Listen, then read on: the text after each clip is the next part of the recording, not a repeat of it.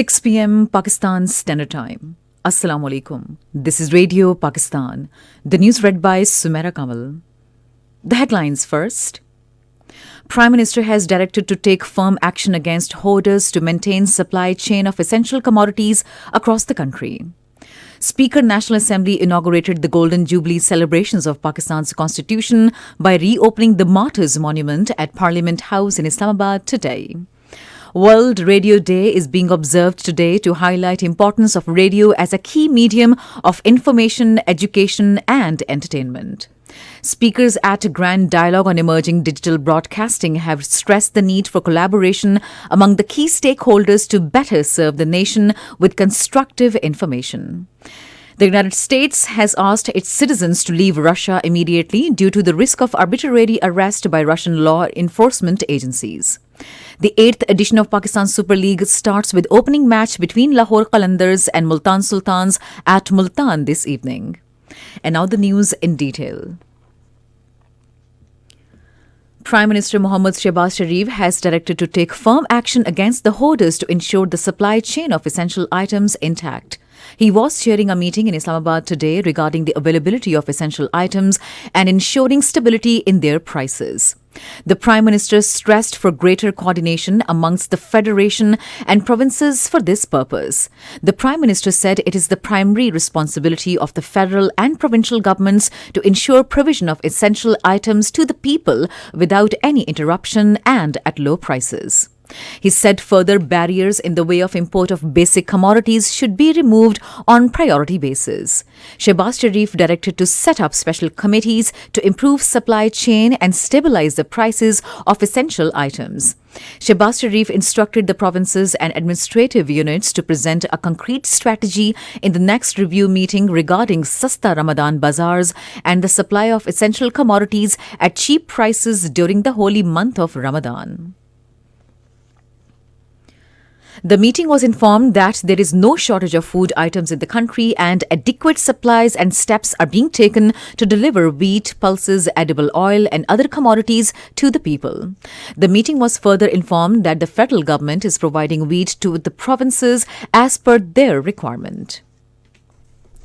Speaker National Assembly Raja Parvez Ashraf inaugurated the Golden Jubilee celebrations of Pakistan's constitution by reopening the Martyrs Monument at Parliament House in Islamabad today. Addressing the participants, the Speaker paid tribute to unsung heroes of democracy of the country, including former Prime Minister Zulfikar Ali Bhutto and Benazir Bhutto, who laid down their lives for democracy. Raja Parvez Ashraf expressed the resolve on behalf of his party to strive for strengthening democracy in the country. The Speaker further said, as part of Golden Jubilee celebrations, we will invite the speakers of world parliaments in Pakistan and hold dialogue on democracy in academic institutions across the country. Speaking on the occasion, Senator Raza Rabbani urged all the institutions to play their role for prosperity of the country. Chairman of Pakistan People's Party, Bilawal Bhutto Zardari, in his remarks expressed his party's resolve to counter every challenge to Pakistan's constitution. He said this constitution guarantees the prosperity and progress of the country and its violation will lead to destruction only.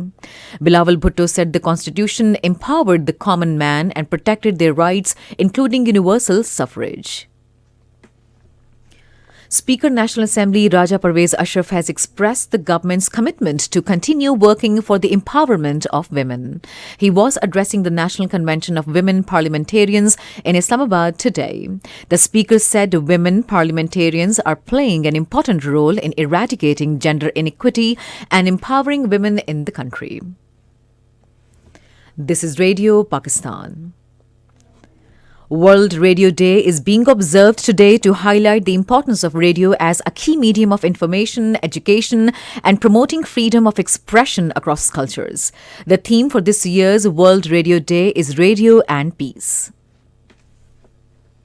Speakers at a grand dialogue on emerging digital broadcasting have stressed the need for collaboration among the key stakeholders to flourish collectively and better serve the nation with the positive and constructive information.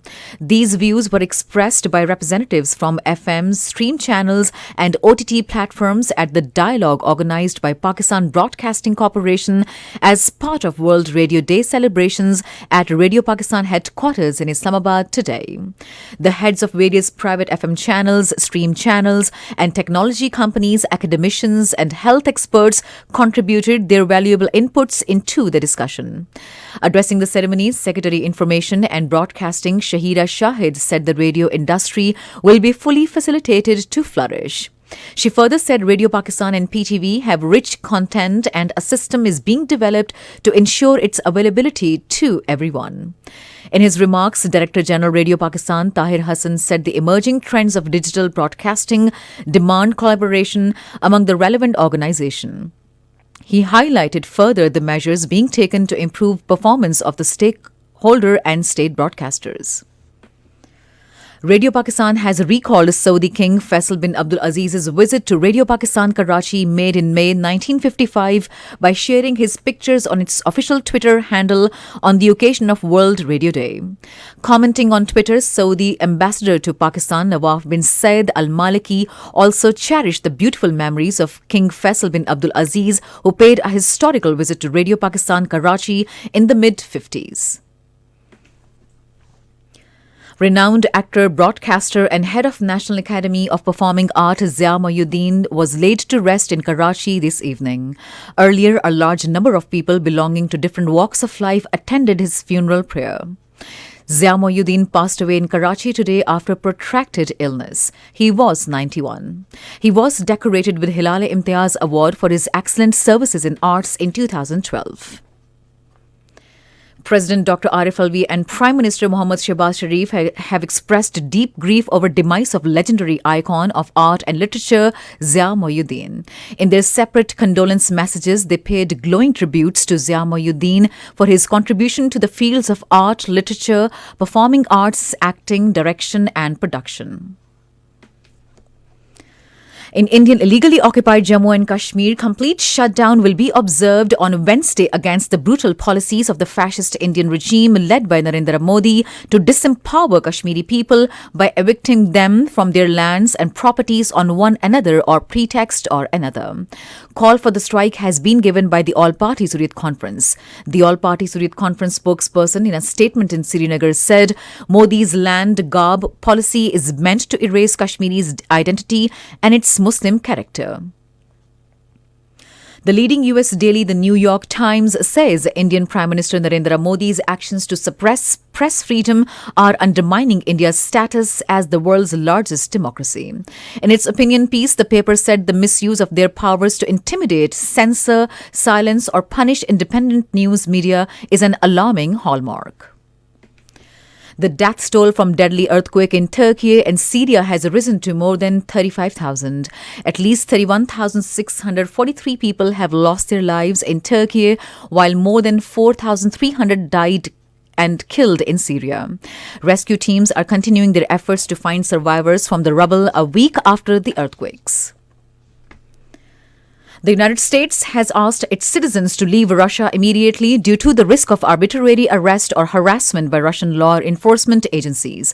The U.S. Embassy in Moscow has said citizens residing or traveling in Russia should depart immediately. The 8th edition of Pakistan Super League begins at Multan this evening.